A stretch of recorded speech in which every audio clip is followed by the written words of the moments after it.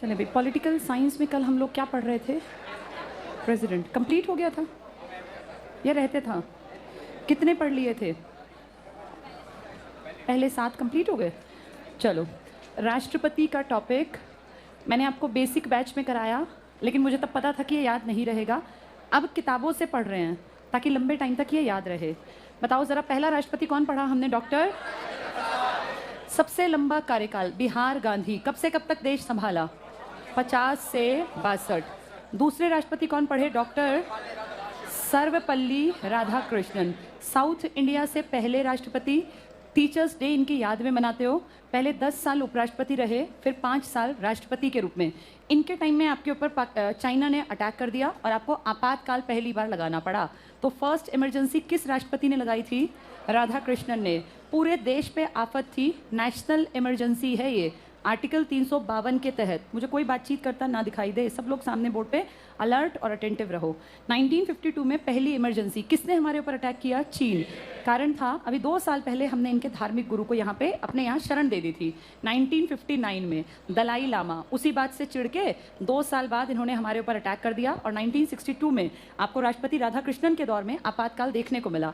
इस टाइम आपके पीएम हुआ करते थे पंडित जवाहरलाल नेहरू। तो फर्स्ट इमरजेंसी के टाइम में पीएम और राष्ट्रपति दोनों एग्जाम में आ सकते हैं।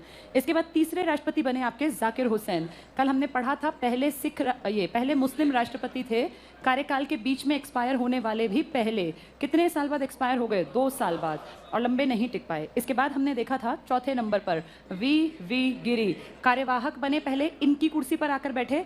2 महीने डिप्टी ये थे, अपने वाइस प्रेसिडेंट थे, प्रेसिडेंट की कुर्सी पर बैठे, फिर त्यागपत्र दे दिया और इनकी जगह सीजेआई को आना पड़ा, मोहम्मद हिदायतुल्लाह। और फाइनली 5 साल के लिए आ गए 1969 से 1974। इनके टाइम में आपके ऊपर पाकिस्तान ने अटैक कर दिया 1971 में, और आपको क्या लगाना पड़ा? आपातकाल। ये सेकंड आपातकाल है। इंदिरा गांधी आपकी प्रधानमंत्री है और आपके राष्ट्रपति का नाम है वी गिरी। इसके बाद फिर 5वें नंबर पर राष्ट्रपति आए, कौन थे बताओ? फखरुद्दीन अली अहमद, जिन्होंने महज एक फ़ोन की फॉर्मेलिटी के ऊपर देश में क्या लगा दिया? आपातकाल। और फखरुद्दीन के टाइम में आपके देश में अंतिम आपातकाल लगा है आज तक का। इसके बाद कभी आपातकाल नहीं लगा। 1975 से 77 लास्ट आपातकाल था आपका। इनका टाइम पीरियड अगर आपसे पूछें तो 5 साल नहीं पूरे किए थे। 74 से 77 में ये एक्सपायर हो गए थे। दूसरे मुस्लिम राष्ट्रपति हैं कार्यकाल के बीच में मरने वाले भी, अंतिम आज तक के लास्ट जो कार्यकाल के बीच में एक्सपायर हुए। कल ये सब पढ़ा चुकी हूँ, रिवीजन है सिर्फ ये। इसके बाद कौन बना? नीलम संजीव रेड्डी। नाम से महिला लेकिन आदमी हैं, आंध्र प्रदेश के पहले सीएम रहे हैं, आपकी लोकसभा के स्पीकर बने, और ये सब अचीव करने के बाद यंगेस्ट प्रेसिडेंट ऑफ इंडिया भी बन गए। किस उम्र में? 64 साल में। नीलम संजीव रेड्डी जिस दिन शपथ ली उसको लोगों ने लकी मान लिया, कहीं लिखा नहीं था, लेकिन 25/7/1977 का दिन था। और आज हम बैठे हैं 2017 वाले प्रेसिडेंट आपके यहाँ पर, जिन्होंने शपथ ली है 25 जुलाई 2017। इस बीच में ये छठे थे और ये 14वें हैं। तो 7, 8, 9, 10, 11, 12, 13 सबके सब जो कि 5-5 साल पूरे कर गए। किसी ने भी टाइम पीरियड ना आधा छोड़ा, ना कोई मरा, और ना ही देश में आपातकाल लगा। किसके टाइम के बाद से? तो ये निर्विरोध निर्वाचित आपके राष्ट्रपति थे। बहुत बढ़िया टाइम पीरियड बीता। इसके बाद कभी कोई दिक्कत आई ही नहीं। प्रेसिडेंट की बात अगर मैं करूं, देश पे दिक्कतें आई वो अलग बात थी। नीलम के बाद कौन बने? ज्ञानी जैल सिंह जी, पहले सिख राष्ट्रपति हैं। और अजीब बात है कि इनके टाइम में ही सिख विरोधी दंगे हुए हैं, और इनके टाइम में इंदिरा गांधी का मर्डर हुआ। इनके टाइम में यंगेस्ट पीएम कौन बना? राजीव को इन्होंने फोन करके सलाह दी थी कि आर्मी बुला लो, लेकिन राजीव ने नहीं सुनी, और इसलिए दिल्ली में दंगे भड़के, हजारों सिखों का मर्डर दिन दहाड़े। और दिल्ली पुलिस को कहीं ना कहीं काम ना करने की शायद इंस्ट्रक्शन मिली थी या क्या था मुझे नहीं पता, लेकिन उसने एक्टिवली काम नहीं किया। और इस राष्ट्रपति ने एक ऐसी पावर का यूज किया जिसके बारे में कल हमने लास्ट में पढ़ा था। 3 तरह की पावर्स थी, एक एब्सोल्यूट वीटो, एक सस्पेंसिव वीटो, और एक थी आपकी पॉकेट वीटो। एब्सोल्यूट वीटो का यूज़ आज तक 2 बार हुआ, जब लॉजिकली उन्होंने कहा कि हम साइन नहीं करेंगे, और ठीक किया, क्योंकि पहली बार 1954 में आपके राष्ट्रपति रहे थे कौन? 54 और 1991। बताओ कौन था 54 में? डॉक्टर राजेंद्र प्रसाद। और बिल्कुल ठीक डिसीजन इसलिए है क्योंकि पेप्सू का बजट पारित कर दिया था केंद्र सरकार ने, कारण वहां पे क्या लगा हुआ था? राष्ट्रपति शासन। लेकिन जब तक वो बजट राष्ट्रपति के साइन के लिए गया, वहां तब तक राष्ट्रपति शासन हट गया। तो राष्ट्रपति ने कहा हम कौन इनके लिए बजट बनाने वाले, अगलों की सरकार है, बनाने दो। इसीलिए ठीक किया, बिल्कुल ठीक, राजेंद्र प्रसाद ने। 1991 में एक आदमी था, क्या नाम था उनका, याद हो? आर रामास्वामी। रामास्वामी वेंकटरमन, आर इसी का नाम है वेंकटरमन, तो राम से याद कर लेना। इन्होंने भी बिल्कुल ठीक यूज किया। इन्होंने क्या कहा, इनको बिना पूछे, किसकी सरकार थी वो, वीपी सिंह की, और क्या पेश और पारित और सब करवा दिया। कौन सा विधेयक था वो, धन विधेयक, अपनी सैलरी भत्ते बढ़ाने के लिए, जबकि अगले दिन तो सरकार गिरनी थी। तो इन्होंने जब इनके पास गया, इन्होंने कहा ये तो मैं साइन करूंगा ही नहीं, क्योंकि मेरी प्रायर परमिशन ली ही नहीं गई। दोनों ने अपनी पावर का बिल्कुल ठीक यूज किया। किस किस राष्ट्रपति ने, राजेंद्र ने भी और रामास्वामी वेंकटरमन ने भी। 1954-91 सस्पेंसिव वीटो का यूज किया था 2006 में। किसने किया था, एपीजे किया। इन्होंने भी ठीक था, लेकिन सरकार हावी साबित हुई और पुनर्विचार करने के बावजूद वैसे का वैसा भिजवा दिया। और ये चाहते थे कि कहीं ना कहीं टैक्स का पैसा गलत यूज हो रहा है ना हो, लेकिन इनकी किसी ने नहीं सुनी। हाँ, दूसरी बार राष्ट्रपति नहीं बने। पॉकेट वीटो का यूज सिर्फ एक बार हुआ है 1987 में। किसने किया है ये, जिसमें लिखा था विधेयक में कि अब के बाद डाकियों को आज़ादी है, जिस पे शक हो उसकी चिट्ठी खोलें और पढ़ ले। ये कहीं ना कहीं निजता के अधिकार का हनन था। ये सारा टॉपिक हमने कल पढ़ लिया था, सबको समझ में आ गया था ये, ठीक है। अब बोर्ड पे देखो एक बार, फिर इसको पढ़ेंगे। 8वां राष्ट्रपति कौन बना, एक ट्रिक बताई थी तुम्हें याद करने की, doctor doctor doctor very funny Neelam ज्ञान झाड़ती रही। फिर आगे क्या हुआ था, रोती रही। क्यों, डॉक्टर के साथ डॉक्टर की शादी। और नीचे के 3 तुम्हें पता ही हैं, प्रतिभा, प्रणव और रामनाथ, यही तो हैं। पहला क्या लिखा है, आर। आर मतलब अभी बात कर रहे थे, रामास्वामी सबसे लंबे टाइम तक जीवित बैठे रहे। कितनी उम्र तक, 98 ईयर्स तक। कौन सी पावर यूज कर गए, absolute veto. Doctor Shankar Dayal Sharma 5 साल बढ़िया काटे, कोई बहुत अनोखा कुछ नहीं किया।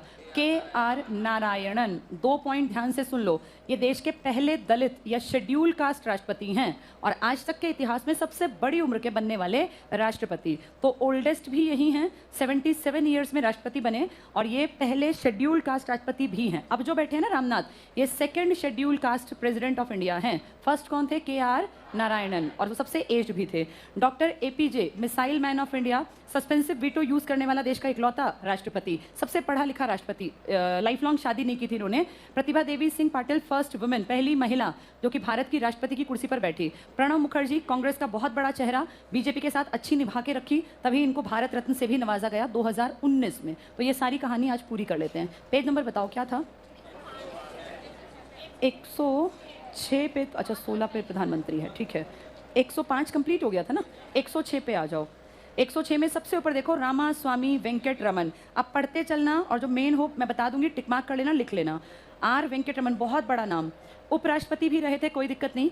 अब तक सर्वाधिक आयु में बनने वाले राष्ट्रपति बिल्कुल नहीं थे। सबसे बड़ी उम्र में कौन बना था, KR नारायण। यहाँ लिख लो 2nd सबसे बड़ी उम्र, जो लिखा ना सबसे बड़ी, लिख लो 2nd सबसे बड़ी। ऊपर एक लाइन में लिखो, सर्वाधिक लंबे समय तक जीवित रहने वाले राष्ट्रपति, सर्वाधिक लंबे समय तक जीवित रहने वाले राष्ट्रपति, 98 ईयर्स लिख लेना ब्रैकेट में, सर्वाधिक लंबे समय तक जीवित रहने वाले राष्ट्रपति। कल मैंने तुम्हें बताया था तुम्हारे देश में एक PM है जिसने 6 राष्ट्रपतियों का कार्यकाल तो वैसे देखा और 2 का कार्यवाहक। कौन थी वो, इंदिरा गांधी। फिर तुम्हें कहा था एक राष्ट्रपति ऐसा है जिसने 4 PM देखे। कौन था वो, यही था। क्या नाम है इनका, रामास्वामी वेंकटरमन। इनका टाइम पीरियड क्या है बताना, 1987 से 92। बोर्ड पे समझ लो तब याद होगा, नहीं तो रटोगे तो फंस जाओगे। इस टाइम पे आपके PMs की लिस्ट अगर आपको आती है तो आपको बहुत आसान दिखेगा। आपके PM राजीव गांधी रहे हैं 1984 से 89 तक।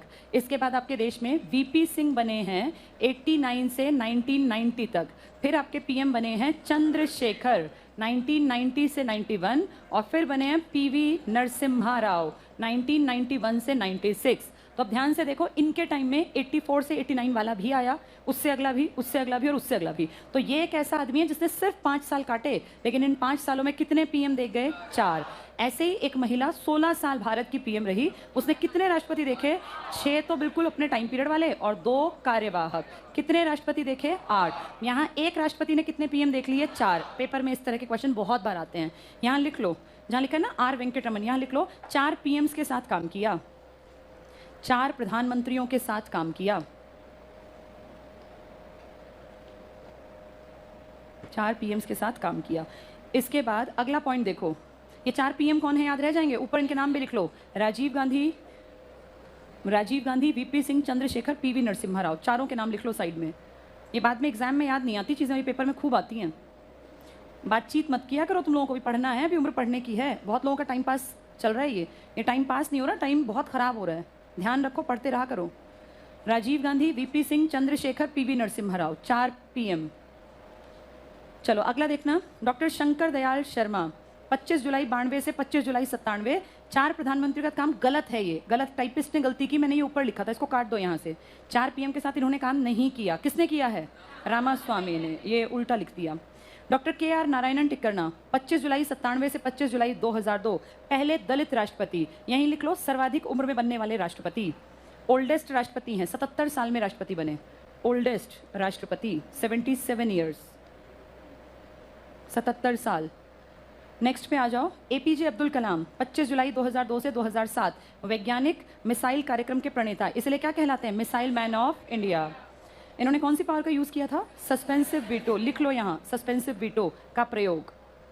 सस्पेंसिव, कल समझाई थी सस्पेंसिव, रोज रोज एक ही बात नहीं कर सकते, लिख लो सस्पेंसिव वीटो। और अब ये दोबारा जल्दी नहीं पढ़ाए जाएंगे, तो उनको तैयार कर लेना एग्जाम के लिए। नेक्स्ट टिक करना, प्रतिभा पाटिल, 25 जुलाई 2007 से 2012, पहली महिला राष्ट्रपति। प्रणब मुखर्जी, 25 जुलाई 12 से 17, भारतीय राष्ट्रीय कांग्रेस के वरिष्ठ नेता। और लास्ट रामनाथ कोविंद, 25 जुलाई 17 से, कब तक चलने वाले हैं? 2022 तक। 14वें राष्ट्रपति, अब तक के सबसे ज़्यादा 99% वोट डाले गए जब ये इलेक्शन में पहुंचे, और दूसरे दलित राष्ट्रपति, क्योंकि पहला दलित कौन था? KR नारायण, यहाँ दोबारा लिख लो, फर्स्ट KR नारायणन थे, फिर दोनों याद आ जाएंगे। फर्स्ट KR नारायणन थे, इसके पास भी लिख लो, लास्ट में भी, ऊपर तुमने लिखा ही होगा।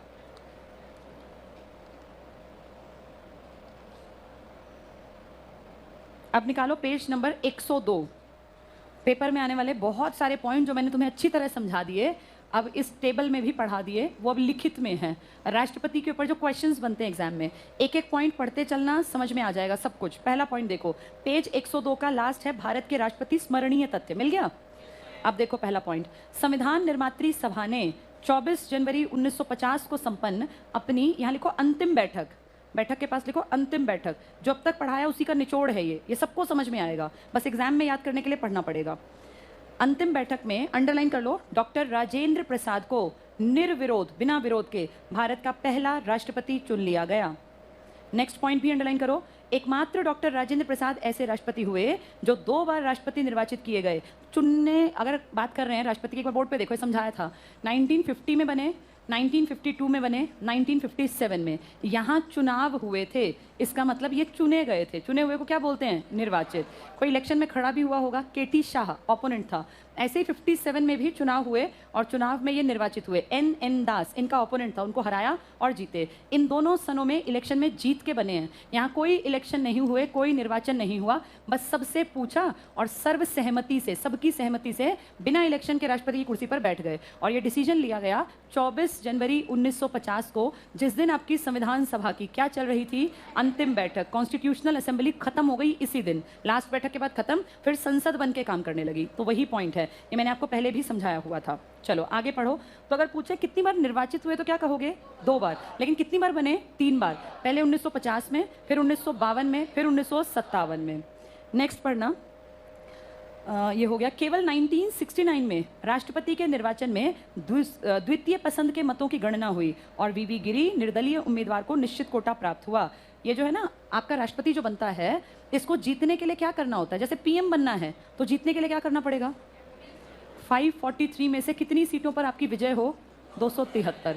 अगर 273 बीजेपी के आदमी जीत गए तो पार्टी बन गई, मतलब सरकार में आ गई। कांग्रेस के जीत गए, कांग्रेस आ गई। लेकिन राष्ट्रपति बनने के लिए ऐसा कोई लिखित में नहीं है। यहाँ एक कोटा निश्चित कर दिया और कहते हैं न्यूनतम कोटा हासिल करो। भाई वोट जितनी डली है उसका एक न्यूनतम कोटा, अगर आपने इतना हासिल कर लिया तो फिर आप राष्ट्रपति बन सकते हैं, नहीं तो नहीं। जब आपके MP MLA के चुनाव होते हैं ना, तो आपके एक वोट की कीमत 1 होती है, लेकिन जब राष्ट्रपति का इलेक्शन होता है ना, तो एक वोट की कीमत 1 नहीं होती। यहाँ आप और मैं तो जाते नहीं, या तो MP आते हैं या MLA आते हैं। MP के मत का मूल्य अलग निकलता है, MLA के मत का मूल्य अलग निकलता है। ये डिपेंड करता है आप किस एरिया को बिलोंग करते हैं, कितनी वहाँ की आबादी है। इसका एक फॉर्मूला है, हर राज्य के MP MLA का मत का मूल्य अलग निकलता है। तो यहाँ राष्ट्रपति जो है ना, वो एक एक तरह की वोट से नहीं बनता, इसको एक एक हासिल भी नहीं करनी। कितना हासिल करना है इसको? न्यूनतम कोटा या निश्चित कोटा। अगर ये किसी को भी ना मिले, मान लीजिए 2 लोग खड़े होते, किसी को नहीं मिला, तो उस कंडीशन में सेकंड राउंड में फिर से काउंटिंग की जाती है, सेकंड प्रेफरेंस की। राष्ट्रपति का जब वोट डलता है ना, तो यहाँ वहाँ पे ऐसा नहीं कि मैं इसको चाहता हूँ, वहाँ आपको प्रेफरेंस देनी होती है। फॉर एग्जाम्पल मान लीजिए ए बी सी 3 कंटेस्टेंट हैं, आपको वोट डालने जाना है। आप कहते हैं जी मैं चाहता हूँ फर्स्ट ए बने, अगर ये ना बने तो ये बन जाए, ये भी ना बने तो ये बन जाए। फिर कोई आपका दोस्त कहता है मैं भी चाहता हूँ ये फर्स्ट बने, ये थर्ड बने, ये सेकंड बने। कोई तीसरा कहता है मैं चाहता हूँ ये फर्स्ट बने, ये सेकंड बने, ये थर्ड। ऐसे कर करके प्रेफरेंस दी जाती हैं, वरीयता अनुसूची। जिसको सबसे ज्यादा 1 वाले मिलेंगे, अगर वो निश्चित कोटा पूरा करता है तो इसको बना देंगे राष्ट्रपति। ये एक समझने के लिए बेसिक बात बताइए 1 2 3 की। जैसे बोलते हैं ये प्रेफरेंस के बेसिस पर वोट डालना। आप कभी ऐसा नहीं करते, आप ईवीएम के सामने जाते हैं और कोई एक पार्टी का जो आपका पसंदीदा कैंडिडेट है, आप बटन दबाते हैं, आपका वोट एक है। एमपी एमएलए के वोट का मूल्य एक नहीं है। आज तक सिर्फ एक आदमी के इलेक्शन के टाइम में सेकेंड राउंड की गिनती करनी पड़ी। कौन है वो आदमी?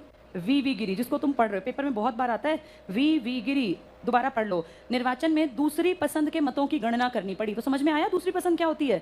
अपनी पसंद बताते हैं, ये पहली, ये दूसरी, ये तीसरी। तो दूसरी पसंद की गणना, दूसरे चक्र की मतगणना किसके टाइम में करनी पड़ी? वी गिरी। ये निर्दलीय उम्मीदवार थे, ठीक है। निश्चित कोटा तब प्राप्त हुआ इनको। ये इंपॉर्टेंट पॉइंट है। अगला पॉइंट देखना, 1969 के राष्ट्रपति चुनाव में कांग्रेस के प्रत्याशी थे नीलम संजीव रेड्डी, वो हार गए और नीलम संजीव रेड्डी की जमानत जब्त हो गई। ये तुम्हें पता है जमानत जब्त होना क्या होता है? कई लोग सोचते हैं इसका मतलब जेल। जमानत जब्त होने का मतलब है जब कोई इलेक्शन में खड़ा होता है ना, तो उसको एक राशि, एक निश्चित राशि जमा करानी होती है। और ये राशि जैसे 15,000 है राष्ट्रपति के इलेक्शन की, ये राशि आपकी जब्त तो हो जाएगी, ये आरबीआई में चली जाएगी। अगर आपको एक भाई मिनिमम कह दिया इतने वोट तो मिलने ही चाहिए, अगर उतने भी नहीं मिले तो आपकी जमानत राशि रिजर्व बैंक ऑफ इंडिया के खाते में चली जाएगी। ये बेइज्जती है, इससे कोई फर्क नहीं पड़ता राशि कितनी है। आप देखो सबसे बड़ी राशि आपके देश में 15,000 रुपए है, राष्ट्रपति की जमानत राशि। अगर कोई राष्ट्रपति के कैंडिडेट के रूप में खड़ा हुआ और उसको एक न्यूनतम कोटा नहीं मिला, भाई इतना कम मिला कि जितना ये न्यूनतम में तो खैर राष्ट्रपति बनेगा कि भाई इतने से भी कम, ये होता है 1/6, अगर इससे भी कम मिले ना वोट, तो फिर उसकी जमानत की राशि किसके पास चली जाएगी? आरबीआई। और फिर लोग ना हंसते हैं, मजाक उड़ाते हैं कि जब इतनी अकल नहीं थी कि इतने वोट भी नहीं मिलने तो क्या जरूरत थी इलेक्शन लड़ने की। तो जमानत जब्त होना बेइज्जती मानी जाती है। पैसों से कोई लेना देना नहीं है। 15,000 रुपए क्या मैटर करते हैं? 10,000 रुपए, 5,000 रुपए। लेकिन बड़ी बात यह है कि आपको इतने भी वोट नहीं मिले तो आपको किसने कहा था खड़े होने के लिए? तो जमानत राशि जब्त होना बेइज्जती मानी जाती है। किसकी जमानत राशि जब्त हुई थी? नीलम संजीव रेड्डी। और मैं तुम्हें कल से पढ़ा रही हूँ, नीलम को लोगों ने बड़ा लकी माना बाद में, क्योंकि नीलम जिस दिन शपथ ली तब से आज तक ना कोई मरा, ना कोई हटा, ना कोई रिपीट हुआ, ना ही आपातकाल। लेकिन उससे पहले देखो नीलम के साथ क्या हुआ। नीलम को इतने वोट भी नहीं मिले कि इनके वो 15,000 रुपए बच पाते, वो भी कहाँ चले गए? आरबीआई में। तो ये बेइज्जती है। लेकिन जब ये दोबारा उठेंगे ना इलेक्शन में, तब कोई इनका विरोध ही नहीं है, तब ये निर्विरोध निर्वाचित होंगे बिना इलेक्शन में विरोधी के। पहले हारे हैं तो कितनी बड़ी हार है कि हार का सामना किया, बेइज्जती हुई, पैसे भी गए आरबीआई में। लेकिन जब दोबारा जीते हैं तो अकेले की जीत है, निर्विरोध निर्वाचित राष्ट्रपति। कोई विरोधी नहीं था इनका, अपोजिशन वाले भी नहीं। ये टिक कर लो। 1969 के राष्ट्रपति चुनाव में कांग्रेस के अधिकृत प्रत्याशी नीलम संजीव रेड्डी पराजित हुए। नीलम संजीव रेड्डी की जमानत राशि जब्त हो गई थी। कहाँ चली जाती है ये? आरबीआई में। अगले पेज पे आ जाओ। 1977 में नीलम संजीव रेड्डी राष्ट्रपति पद पर निर्विरोध निर्वाचित हुए। पहले क्या हुआ? पहले हारे और इतनी बुरी तरह हारे कि जमानत राशि भी आरबीआई में गई। लेकिन जब दोबारा उठे तो निर्विरोध निर्वाचित। ये टिक कर लो। नीलम संजीव रेड्डी राष्ट्रपति बनने से पहले लोकसभा के अध्यक्ष भी रह चुके थे। कितनी बार? 2 बार। लिख लो 2 बार।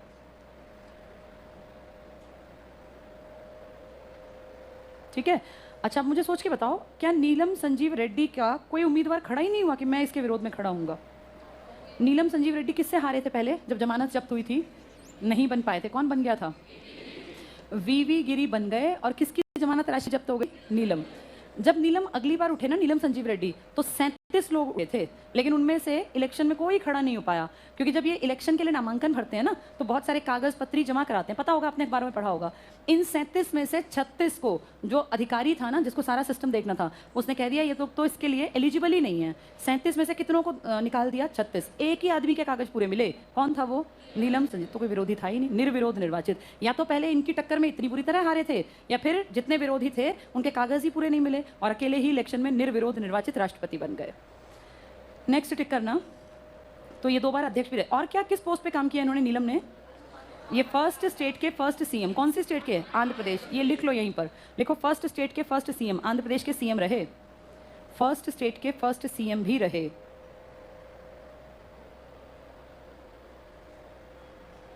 ठीक है। इसके बाद अगले पॉइंट पर आ जाओ। राष्ट्रपति पद पर रहते हुए डॉक्टर जाकिर हुसैन और फखरुद्दीन अली अहमद का असामयिक निधन हुआ। आज तक कितने लोग असमय राष्ट्रपति की कुर्सी से चले गए? 2। दोनों मुस्लिम राष्ट्रपति हैं। पहले वाला 2 साल बाद और दूसरे वाला 3 साल बाद। इनके ऊपर टाइम पीरियड लिख लो। जाकिर हुसैन के ऊपर लिखो 1967 से 1969। 1967 से 69, और फखरुद्दीन के ऊपर लिखो 1974 से 77, 74 से 77। ये किताबें ना बार बार पढ़ते रहना, फिर उससे सारी चीज़ें दिमाग में बैठ जाएंगी। ये इतने फैक्ट्स हैं कि याद नहीं होते, बार बार पढ़ने पड़ते हैं, इसीलिए किताब ज़रूरी है। अगला पॉइंट देखो, ज्ञानी जैल सिंह जी एकमात्र ऐसे राष्ट्रपति हुए जिन्होंने संसद द्वारा पारित विधेयक पर हस्ताक्षर करने से मना कर दिया। और क्या किया, मना करने का तरीका क्या अपनाया? Pocket veto. लिख लो यहाँ, आर्टिकल 111, पॉकेट वीटो का प्रयोग, अनुच्छेद 111 के तहत पॉकेट वीटो का प्रयोग। क्योंकि टाइम बाउंड नहीं है आपका राष्ट्रपति, वो चाहे तो 1 साल लगा दे, 2 साल लगा दें, तो इन्होंने कभी लौटाया ही नहीं। 87 में आया था, 89 में राष्ट्र पीएम ही हट गया राजीव गांधी, इन्होंने वापस नहीं किया। तो पॉकेट वीटो आर्टिकल 111। नेक्स्ट पढ़ना, ज्ञानी जैल सिंह जी ऐसे राष्ट्रपति हुए जो राष्ट्रपति बनने से पहले, अंडरलाइन कर लो, पंजाब के सीएम और केंद्र में गृह मंत्री के रूप में काम कर चुके थे। आर वेंकट रमन, आर मतलब क्या? रामास्वामी। कितनी उम्र तक जिंदा बैठे रहे? 98। कितने पीएम देखे? 4। अंडरलाइन करो, आर वेंकट रमन। पढ़ो, ऐसे राष्ट्रपति हुए जो राष्ट्रपति बनने से पहले रक्षा मंत्री भी थे और वित्त मंत्री भी थे। नेक्स्ट पॉइंट भी पढ़ लो, डॉक्टर शंकर दयाल शर्मा ऐसे राष्ट्रपति हुए जो राष्ट्रपति बनने से पहले कांग्रेस के अध्यक्ष भी रहे और महाराष्ट्र के राज्यपाल भी रहे। के आर नारायणन, 2 खासियत बताना नारायणन की, एक तो दलित और एक ओल्डेस्ट, कितनी एज में? 77 में, टिक कर लो। के आर नारायणन पहले ऐसे राष्ट्रपति थे जिन्होंने राष्ट्रपति रहते हुए लोकसभा में के चुनावों में मताधिकार का प्रयोग किया। यहाँ इंपॉर्टेंट लिख लो, लोकसभा के चुनावों में मताधिकार का प्रयोग करने वाला कौन सा राष्ट्रपति है आपका? के आर नारायणन। दलित भी है और एज्ड भी है और इसका यूज किया चुनाव में मताधिकार का। के आर नारायणन ऐसे राष्ट्रपति जो राष्ट्रपति बनने से पहले उच्चायुक्त के रूप में, हाई कमिश्नर के रूप में भी काम कर चुके थे। एपीजे अब्दुल कलाम ऐसे राष्ट्रपति जिन्होंने लोकसभा और विधानसभा दोनों के चुनाव में मताधिकार का प्रयोग किया। तो एपीजे अब्दुल कलाम ने दोनों में वोट डाला था, लोकसभा और विधानसभा। नेक्स्ट टिक करना, डॉक्टर राजेंद्र प्रसाद, नीलम संजीव रेड्डी, फखरुद्दीन अली अहमद, ज्ञानी जैल सिंह जी, एपीजे अब्दुल कलाम, प्रतिभा पाटिल, प्रणब मुखर्जी, रामनाथ कोविंद ऐसे राष्ट्रपति हैं जो पहले उपराष्ट्रपति नहीं बने। वैसे आपके देश में बहुत सारे उपराष्ट्रपति ऐसे हैं जो आगे जाके क्या बन गए? राष्ट्रपति। लेकिन कुछ उपराष्ट्रपति राष्ट्रपति नहीं बने। ऐसे ही कुछ राष्ट्रपति ऐसे हैं जो पहले क्या नहीं रहे? उपराष्ट्रपति, डायरेक्ट आ गए। आप सबने नाम सुना हुआ है, राजेंद्र प्रसाद तो बन ही नहीं सकते थे, पोस्ट नहीं थी। नीलम संजीव रेड्डी कहाँ के सीएम थे और फिर लोकसभा के क्या थे? स्पीकर थे।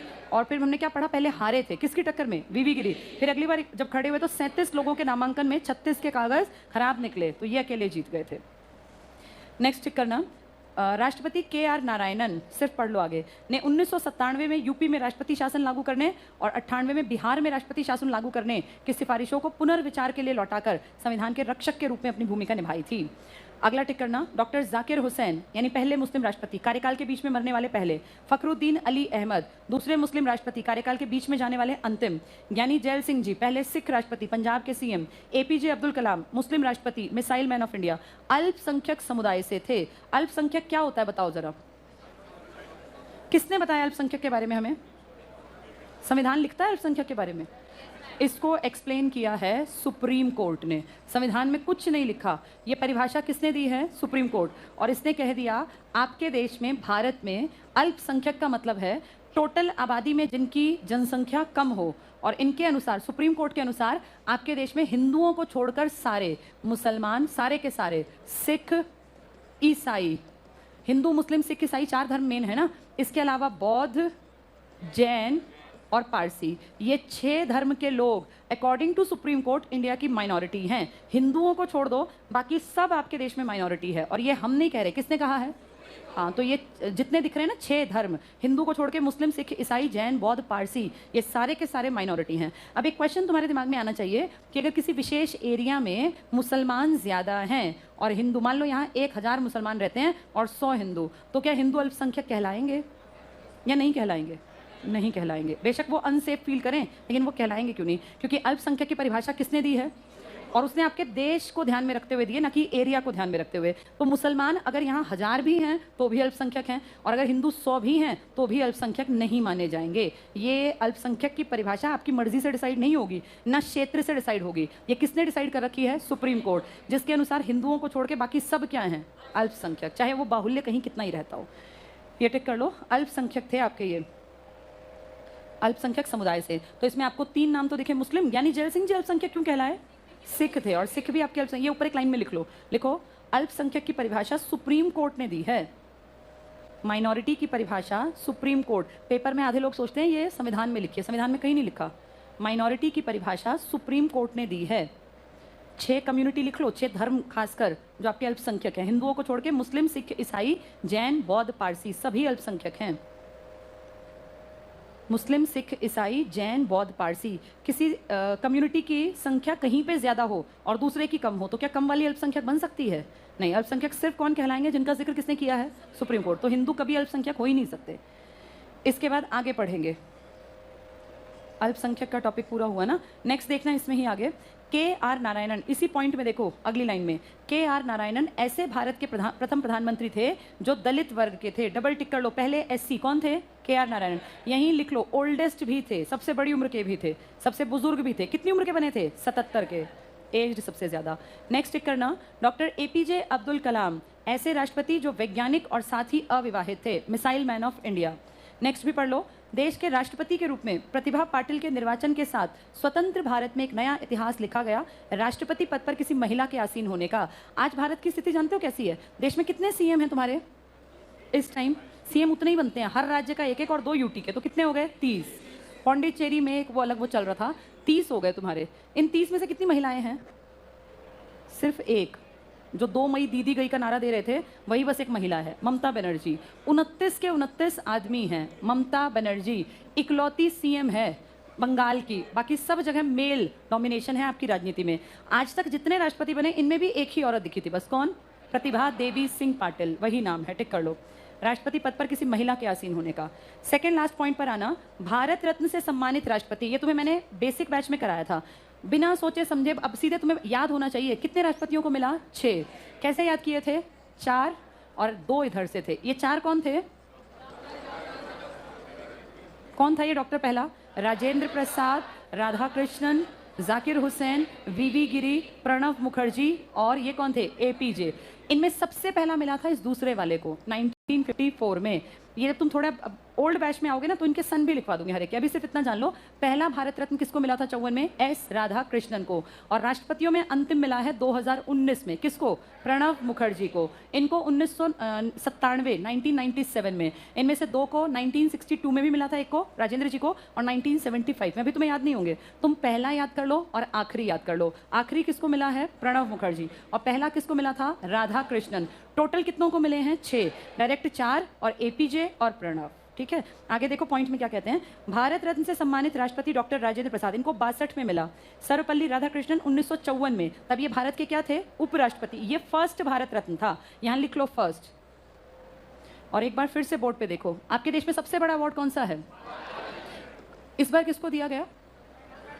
इस बार किसी को नहीं मिला। इस बार वाला 21 मतलब 20 वाला, पेंडेमिक वाले साल का किसी को नहीं दिया। 2021 में 26 जनवरी गणतंत्र दिवस वाले दिन से एक आधे दिन पहले लिस्ट आ जाती है, भाई इतने लोगों को भारत रत्न। इसके बाद पद्म पुरस्कार होते हैं 3, सबसे बड़े का नाम होता है पद्म विभूषण, इसके बाद पद्म भूषण, और उसके बाद पद्म श्री।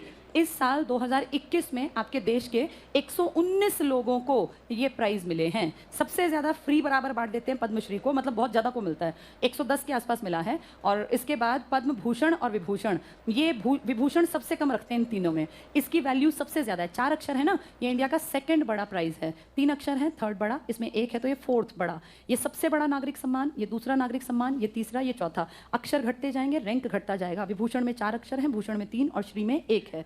इस बार पद्म विभूषण जो मिला है 7 लोगों को मिला, ये करंट में करवा दूंगी, ये सर भी करवा देंगे। सबसे ज्यादा पद्मश्री मिला है, उसके बाद पद्म भूषण और पद्म विभूषण। भारत रत्न इस बार किसी को नहीं मिला। ठीक है, सबसे पहली बार भारत रत्न आपने देखे थे अपने देश में 1954 में, पहली बार भारत रत्न।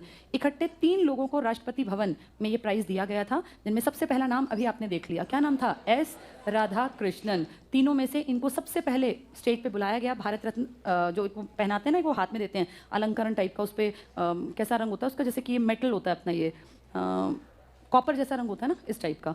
तो एस राधाकृष्णन आपके पहले भारतीय हैं जिनको कौन सा प्राइज दिया गया? भारत रत्न। इसके अलावा दिया गया ये सी राजगोपालाचारी जी को, राजगोपालाचारी, चक्रवर्ती राजगोपालाचारी इनका नाम था। और इसके साथ साथ एक और आदमी को मिला था, जिन्होंने बहुत बड़ी अचीवमेंट पहले प्राप्त कर रखी थी, उनका नाम था सीवी रमन। ये सीवी रमन बहुत बड़े फिजिक्स में एक साइंटिस्ट थे और इनको भारत रत्न से बहुत ज़्यादा बड़ा प्राइज़ तो पहले ही मिल चुका। 1930 में इनको फिजिक्स का नोबेल मिल चुका। तो आप ये देखो, नोबेल मिलने से ऊपर तो कुछ धरती पे हो ही नहीं सकता ना। सबसे बड़ा प्राइज़ जिसकी इज्जत है वो कौन सा प्राइज़ है? नोबेल। कई इंडियंस को मिला, सबसे पहले मिला था 1913 में रविंद्रनाथ को, फिर 1930 में मिला था फिजिक्स का पहला नोबेल। किसको मिला था? ये सीवी रमन। इनको आपने भारत रत्न भी दिया। तो आप देखो, भारत रत्न के सबके शॉर्ट नेम हैं सीवी रमन, सी राजगोपालाचारी, एस राधाकृष्णन। इन तीनों को किस सन में मिला है? 1954 में। सबसे पहले स्टेज पे किसका नाम लिया? राधाकृष्णन। इसलिए आप कहते हैं पहला भारत रत्न प्राप्तकर्ता कौन बन गया? राधाकृष्णन। लास्ट भारत रत्न 2019 में दिए गए हैं। 3 को मिला था, जिनमें से एक आदमी का नाम आपने बार बार पढ़ा है, प्रणब मुखर्जी, वही है ये। तो टिक कर लो इसको सारे को। राजेंद्र प्रसाद 62, एस राधाकृष्णन 54, यहाँ लिख लो फर्स्ट भारत रत्न। जाकिर हुसैन को भी मिला 62 में, और तब ये उपराष्ट्रपति थे। वी गिरी को मिला 75 में, एपीजे को मिला 97 में, प्रणब मुखर्जी को 2019 में। तो टोटल कितनों को मिला? 6 को। टोटल 6 को। पहले 4 कौन है? राजेंद्र, राधाकृष्णन, जाकिर और वीवी। इधर एपीजे और प्रणब। इन सब में पहला किसको मिला? और देश का पहला राधा कृष्णन को 54 में। नेक्स्ट कर लो, ज्ञानी जैल सिंह जी 25 जुलाई 82 को देश के पहले सिख राष्ट्रपति बने। कौन सी पावर का यूज किया था? पॉकेट वीटो का। लिख लो वहां, पॉकेट वीटो, आर्टिकल 111। दोबारा लिख लो, जितनी बार लिखोगे, सुनोगे, पढ़ोगे, याद रहेगा। सारा खेल याद होने का होता है ये। अगले पेज पे आ जाओ, 104 पेज पर। भारत के पहले मुस्लिम राष्ट्रपति कौन बने? डॉक्टर जाकिर हुसैन। कार्यकाल में मरने वाला पहला राष्ट्रपति भी कौन है? जाकिर हुसैन। क्या इनको भारत रत्न मिला था? तीसरे राष्ट्रपति हैं तो ऑब्वियस सी बात है 4 को मिला है। इसके बाद यहाँ लिख लो, कार्यकाल में मृत्यु कब से कब तक थे ये? 67 से 69 मेंशन कर लो। कार्यकाल में मृत्यु 67 से 69। एम हिदायतुल्लाह, अगला पॉइंट बहुत काम का एग्जाम के लिए। एकमात्र ऐसे व्यक्ति जो सुप्रीम कोर्ट के चीफ जस्टिस भी रहे, उपराष्ट्रपति भी रहे और कार्यवाहक राष्ट्रपति के रूप में भी काम किया। तो 3 बड़ी पोस्ट पे विराजमान कौन रहे? एम हिदायतुल्लाह। एक बार फिर समझ लो, बहुत ज़्यादा बार क्वेश्चन आता है। एम हिदायतुल्लाह, मोहम्मद हिदायतुल्लाह। ये आपके भारत के जब चीफ जस्टिस ऑफ इंडिया थे ना, ये बैठे थे, उस टाइम अचानक से कौन चल बसा? जाकिर हुसैन। हुसैन चल बसे तो किसको बुलाया गया? वीवी गिरी, क्योंकि वो उपराष्ट्रपति थे। वीवी गिरी ने 2 महीने काम संभाल के हाथ खड़े कर दिए और कहा मैं नहीं काम करूंगा, मैं इलेक्शन लड़ूंगा। तो फिर किसको बुलाया गया? एम हिदायतुल्लाह। ये पहले कार्यवाहक थे, ये दूसरे कार्यवाहक राष्ट्रपति बने। किसकी डेथ के बाद ये सब खेल चला है? जाकिर हुसैन। यानी ये भारत के सीजेआई हैं और कार्यवाहक राष्ट्रपति बन गए एक बार। फिर दोबारा ऐसा फिर हुआ जब आपके देश में ज्ञानी जैल सिंह जी, जो पहले सिख राष्ट्रपति हैं, पॉकेट वीटो यूज करने वाले, आर्टिकल 111 के तहत पहले राष्ट्रपति, 1980s में ये बीमार हो गए, 82 के आसपास, और ये अमेरिका चले गए। जब राष्ट्रपति कहीं बाहर जाएगा तो किसको बुलाया जाएगा? उपराष्ट्रपति। उस टाइम उपराष्ट्रपति थे एम हिदायतुल्लाह। तो फिर इनको किसकी कुर्सी पर बैठना पड़ा? राष्ट्रपति। तो आज तक एम हिदायतुल्लाह 2 बार राष्ट्रपति की कुर्सी पर बैठे। पहली बार जब सीजेआई थे और राष्ट्रपति मर गया था और उपराष्ट्रपति ने काम छोड़ दिया था, तब मौका मिला। और दूसरी बार जब ये उपराष्ट्रपति थे और राष्ट्रपति अपना इलाज कराने कहाँ चले गए थे? अमेरिका। इससे हमें एक बात क्लियर हुई कि एम हिदायतुल्लाह सीजेआई भी रहे, उपराष्ट्रपति भी रहे और कार्यवाहक राष्ट्रपति भी रहे। इंडिया की 3 बड़ी पोस्ट यही तो होती होंगी ना भाई, राष्ट्रपति, उपराष्ट्रपति और सीजेआई। ये न्यायपालिका का मुखिया और ये कार्यपालिका का मुखिया। चाहे कार्यवाहक बने, लेकिन बने तो सही, उपराष्ट्रपति भी रहे। तो ऐसा कौन है आज तक आपके इतिहास में इकलौता? एम हिदायतुल्लाह। यहाँ ऊपर लिख लो ये पॉइंट, बुक में ऊपर जगह लिखो। एम हिदायतुल्लाह 2 बार एक्टिंग प्रेसिडेंट ऑफ इंडिया बने। एम हिदायतुल्लाह 2 बार एक्टिंग प्रेसिडेंट ऑफ इंडिया। साफ और अच्छा लिखा करो, जो तुम पढ़ो 2 महीने बाद तो तुम्हें समझ में आ जाए। एम हिदायतुल्लाह 2 बार acting president of India, POI लिख देते हैं प्रेसिडेंट ऑफ इंडिया को, POI, एक्टिंग मतलब कार्यवाहक, एक्टिंग प्रेसिडेंट ऑफ इंडिया बने। लिखो फर्स्ट टाइम कब बने, पहला नंबर डाल दो। 20 जुलाई 1969 से 20 जुलाई 1969 से 24 अगस्त 1969 तक 1 महीने का बस काम संभाला। 20 जुलाई 1969 से 24 अगस्त 1969 तक। ब्रैकेट में लिखना सीजेआई थे, तब ये क्या थे? भारत के सीजेआई। फिर क्यों बैठे आके? क्योंकि कौन एक्सपायर हो गया? राष्ट्रपति। और किसने काम छोड़ दिया? उपराष्ट्रपति ने। तो इनको आना पड़ा। सेकंड पॉइंट लिखो, सेकंड कब बने? 6 अक्टूबर 1982, 6 अक्टूबर 1982 से 31 अक्टूबर 1982, 6 अक्टूबर से 31 अक्टूबर 1982। यहाँ लिख लो ब्रैकेट में, उपराष्ट्रपति थे। जब ये बने तो उपराष्ट्रपति थे। और राष्ट्रपति कौन था उस टाइम? ज्ञानी जैल सिंह जी। वो एक्सपायर नहीं हुए थे, वो अमेरिका गए थे, तो उनका काम संभालना पड़ा। तो भारत की एक हस्ती जो सीजेआई भी है, कार्यवाहक राष्ट्रपति बनी और फिर उपराष्ट्रपति है और फिर कार्यवाहक बना। कौन हुआ वो? एम हिदायतुल्लाह। अगला पॉइंट टिक करना, डॉक्टर राधाकृष्णन एकमात्र ऐसे उपराष्ट्रपति हुए जो 2 बार उपराष्ट्रपति रहे और दोनों बार ही निर्विरोध निर्वाचित किए गए।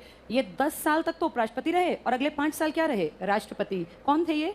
डॉक्टर एस राधाकृष्णन, पहले उपराष्ट्रपति। और जब इनको भारत रत्न मिला था ना एस राधाकृष्णन को, किस सन वाला मिला था?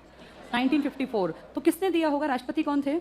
राजेंद्र प्रसाद। और उन्होंने इनको पकड़ाया होगा मेडल। उस टाइम पे ये क्या थे? भारत के उपराष्ट्रपति। और फिर देखो, हिस्ट्री रिपीट्स इटसेल्फ, भाई इतिहास अपने आप को दोहराता है। बाद में सेम कंडीशन हुई 1962 में, ये बने राष्ट्रपति, ये उपराष्ट्रपति नहीं थे, लेकिन इनके हाथ से किसको मिला ये रत्न? राजेंद्र प्रसाद।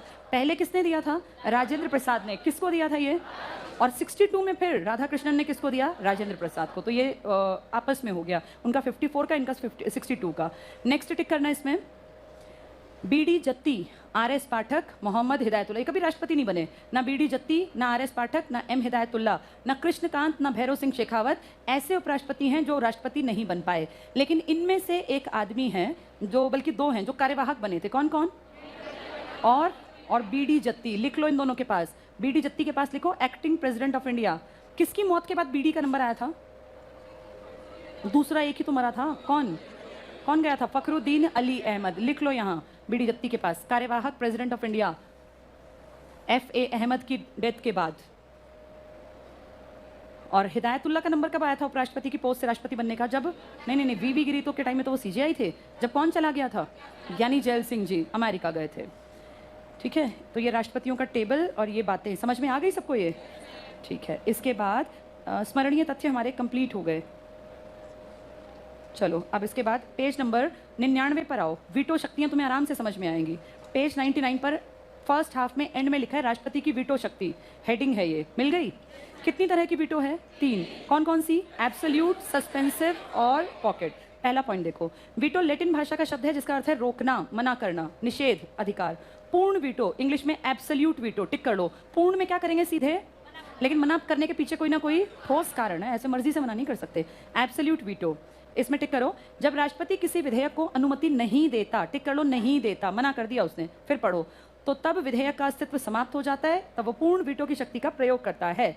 सबसे पहले इस शक्ति का प्रयोग अंडरलाइन कर लो 1954 में पेप्सू विनियोग विधेयक के मामले में भारत के राष्ट्रपति डॉक्टर राजेंद्र प्रसाद द्वारा किया गया। क्या कर दिया था पेप्सू के लिए? क्या पारित कर दिया था? बजट।